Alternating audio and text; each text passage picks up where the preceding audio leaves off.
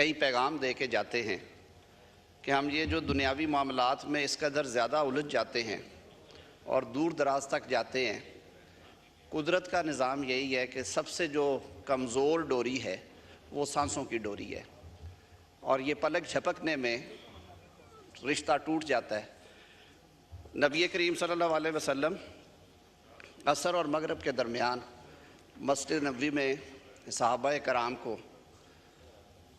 درس دیا کرتے تھے، خطبہ فرماتے تھے، جنرل ڈسکشن ہوتی تھی۔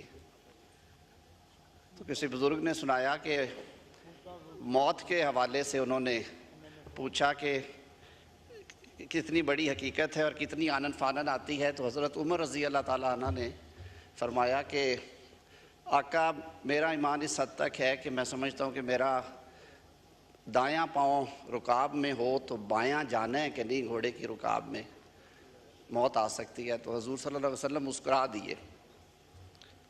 حضرت عمر رضی اللہ تعالیٰ عنہ نے کہا کہ آقا، میرا جواب درست نہیں ہے، آپ مسکرا دیے۔ انہوں نے کہا میں عمر تمہاری خوش فہمی پہ مسکرایا ہوں۔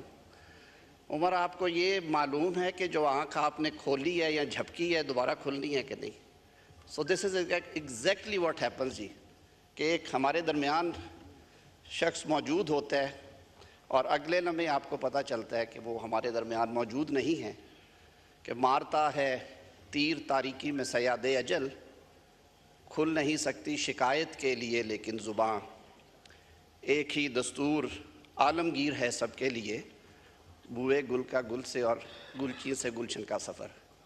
ممتاز صاحب اپنے سفر پہ روانہ ہوئے اور ہم سب کے لیے اپنی اچھی یادیں اور باتیں چھوڑ گئے ہیں۔ اللہ تعالیٰ ان کے درجات بلند کرے، ان کی بچوں کے لیے، ان کے لواحقین کے لیے آسانیاں فرمائے۔